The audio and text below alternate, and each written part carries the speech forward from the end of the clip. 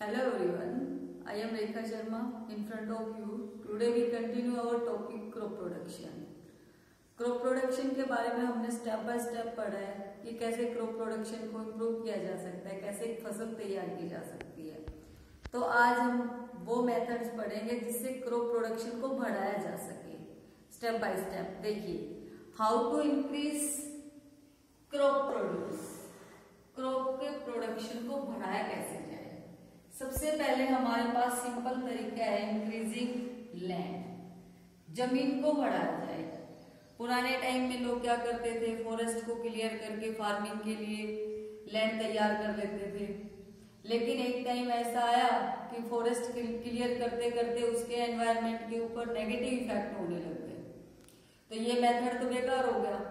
अब उसके बाद इसके अलावा कुछ और मेथड्स भी हैं जिससे हम क्रॉप प्रोडक्शन को बढ़ा सकते हैं, जैसे प्रोवाइडिंग बेटर इरिगेशन फैसिलिटीज।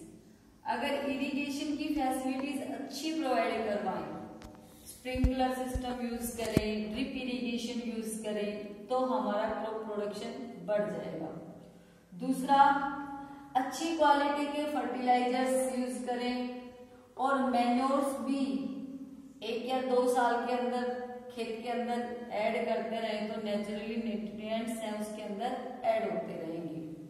तीसरा, नेचुरल मेथड रिप्लेसिंग न्यूट्रिएंट्स, कि वो नेचुरल प्रोसेस जिसमें अपने आप ही न्यूट्रिएंट्स मिट्टी के अंदर फुलफिल हो सके। जैसे 1 या 2 सीजन के लिए, फील्ड फेलो जो बताया था कि 1 या 2 सीजन के लिए खेत को खाली छोड़ दिया जाए, जिससे उसमें जो माइक्रोब्स की हेल्प से वापस कहाँ चले जाएंगे, मिट्टी में चले जाएंगे। अगला जो पॉइंट है, प्रोटेक्शन फ्रॉम वीड्स, पेस्ट और डिजीज, ये भी हमारे प्रोडक्शन को बढ़ाने में हेल्प करते हैं अगर वीडिंग का प्रोसेस अच्छे से किया जाए।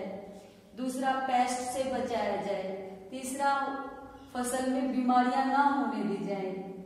टाइम टू टाइम केमिकल्स का यूज किया जाए, ठीक है, वीडिंग का प्रोसेस किया जाए। इससे भी क्या हो सकता है, हमारा प्रोडक्शन है वो कई गुना बढ़ सकता है। उसी के अंदर अगला जो स्टेप है इंक्रीजिंग क्रॉप प्रोड्यूस में, कि आजकल जो लेटेस्ट एग्रीकल्चर के जो मेथड्स है ना, उसमें अच्छे इम्प्लीमेंट्स यूज किए जाएं। जैसे मशीनों से बुआई और बिजाई की जाए या कटाई का काम किया जाए, तो जो लेटेस्ट इम्प्लीमेंट्स हैं, उपकरण, उनका यूज करने से भी प्रोडक्शन बढ़ जाएगा। लास्ट वाला जो इसमें पॉइंट है, प्रोवाइडिंग बेटर स्टोरेज मेथड। अगर स्टोरेज के मेथड अच्छे होंगे तो भी हमारा क्रॉप का प्रोडक्शन है वो कई गुना बढ़ जाएगा। जैसे जो रोडेंट्स हैं उनसे बचाव किया जाए, उसको प्रॉपर तरीके से स्टोर किया जाए गनी बैग्स में। नाइट्रोजन वगैरह एयर है उसके आसपास छिड़क दी जाए, जिससे उसमें जो बारीक डिजीज वगैरह है वो ना लगे। अब जो लेटेस्ट जो मेथड है क्रॉप प्रोडक्शन को बढ़ाने का, वो है हाइब्रिडाइजेशन। हाइब्रिडाइजेशन क्या होता है, देखिए, हाइब्रिडाइजेशन ये एक ऐसी टेक्निक है जिसमें नई वैरायटी तैयार की जाती है फसल की। कैसे? 2 डिफरेंट वैरायटीज के अंदर क्रॉस ब्रीड करवाया जाता है, यानी कि 2 अलग अलग वैरायटीज में क्रॉस ब्रीड करवाने से एक नई वैरायटी उत्पन्न होगी, वो प्रोसेस कहलाएगा हाइब्रिडाइजेशन। जैसे कई जगह तुमने देखा होगा, पोल वगैरह पे लिखा हो संकर बाजरा, ठीक है, पायोनियर सरसों, इस तरह की जो ये वैरायटी होती है हाइब्रिड होती है। इसका एग्जांपल जैसे गेहूं की 2 अलग अलग वैरायटी है। एक तो बीमारियों से लड़ने की पावर ज्यादा है लेकिन प्रोडक्शन कम होता है, दूसरी में प्रोडक्शन तो ज्यादा होता है लेकिन बीमारियों से लड़ने की पावर कम है।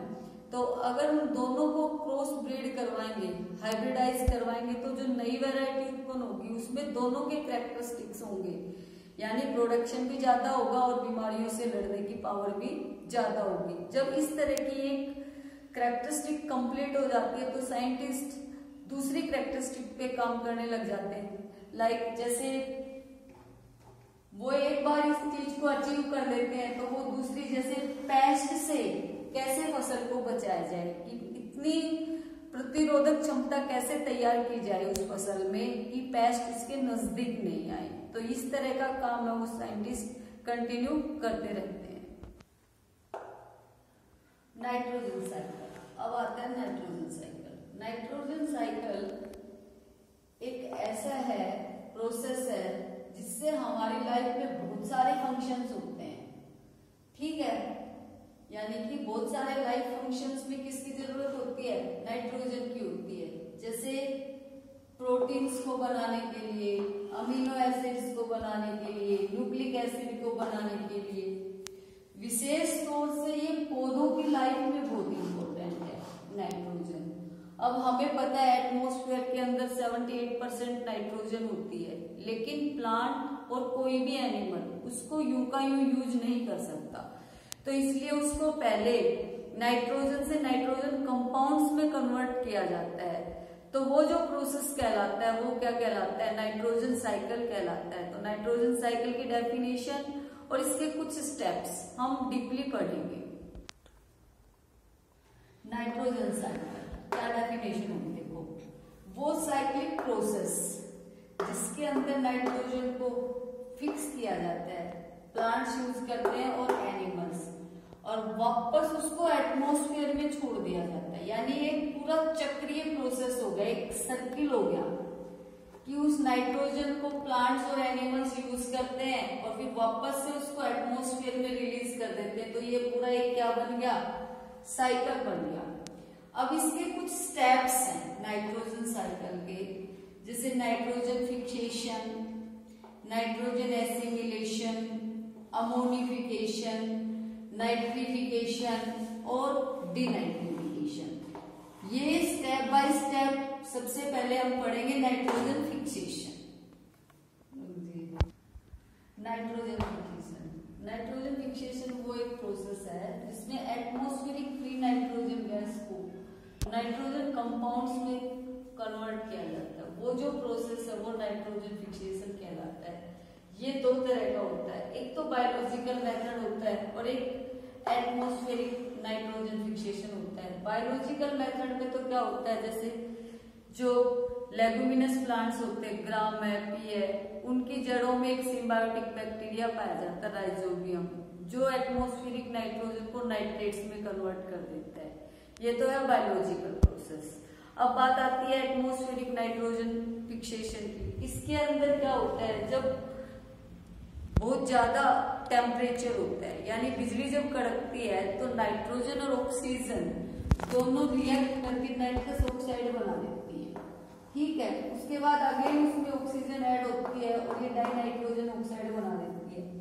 अब ये नाइट्रस ऑक्साइड बारिश के पानी के साथ रिएक्ट करके नाइट्रिक एसिड बना देती है, और ये नाइट्रिक एसिड जमीन में जब आता है, जब ये एल्कलीज जो होते हैं जैसे लाइमस्टोन है उससे रिएक्ट करके ये कैल्शियम नाइट्रेट बना दिया, वाटर बना दिया और कार्बन डाइऑक्साइड, तो इसको प्लांट्स इस फॉर्म में यूज कर लेते हैं। ये जो प्रोसेस है ये एटमॉस्फेरिक नाइट्रोजन फिक्सेशन का है। नाइट्रोजन एसिमिलेशन इसका सेकंड स्टेप है नाइट्रोजन साइकिल का। इसमें क्या होता है, इनऑर्गेनिक जो नाइट्रोजन कंपाउंड्स हैं उनको ऑर्गेनिक कंपाउंड्स में कन्वर्ट कर दिया जाता है, जो हमारी बॉडी का हिस्सा होते हैं। जैसे प्रोटीन है, सभी लिविंग ऑर्गेनिजम्स में पाया जाता है, प्लांट्स में भी और एनिमल्स में भी। थर्ड जो स्टेप आता है अमोनिफिकेशन।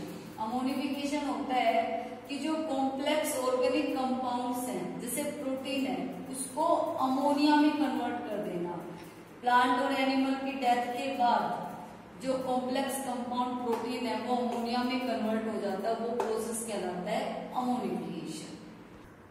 नाइट्रोजन साइकिल का अगला जो स्टेप है नाइट्रिफिकेशन। ये एक ऐसा प्रोसेस है जिसमें अमोनिया को नाइट्रेट्स में कन्वर्ट किया जाता है और इसके अंदर नाइट्रीफाइंग बैक्टीरिया हेल्प करते हैं। यानी कि अमोनिया से नाइट्रेट्स में कन्वर्ट करने के लिए जो बैक्टीरिया हेल्प करते हैं वो नाइट्रीफाइंग बैक्टीरिया होते हैं। कुछ तो प्लांट्स उसको दोबारा यूज कर लेते हैं और रेस्ट है वो मिट्टी के अंदर बच जाती है। अगला जो स्टेप है वो डीनाइट्रिफिकेशन प्रोसेस होता है। ये वो प्रोसेस है, नाइट्रेट्स को फ्री नाइट्रोजन गैस में कन्वर्ट कर दिया जाता है, जो कि वापस एटमॉस्फेयर में चली जाती है। और नाइट्रोजन साइकिल के अंदर 78% नाइट्रोजन कंटिन्यू बनी रहती है। इसके अंदर हेल्प करते हैं डीनाइट्रीफाइंग बैक्टीरिया नाइट्रेट्स को नाइट्रोजन गैस कन्वर्ट करने में। अब तक जो फूड आइटम्स हमने पढ़े हैं वो सिर्फ हमें प्लांट से मिले, लेकिन अब कुछ ऐसे फूड आइटम्स हैं जो हमें एनिमल से भी मिलते हैं, जैसे मिल्क है, एग, मीट, फिश, हनी। ये सब ऐसे प्रोडक्ट्स हैं जो हमें एनिमल से मिलते हैं। तो एनिमल हस्बेंड्री की डेफिनेशन होगी कि पशुओं को पालना, उनकी देखभाल करना, उनको भोजन देना, वो भी हमारा अपना पर्पज है, या तो फूड के लिए या किसी दूसरे पर्पज के लिए हम उनकी केयर करते हैं, उनको पालते हैं, वो एनिमल हस्बेंड्री कहलाता है।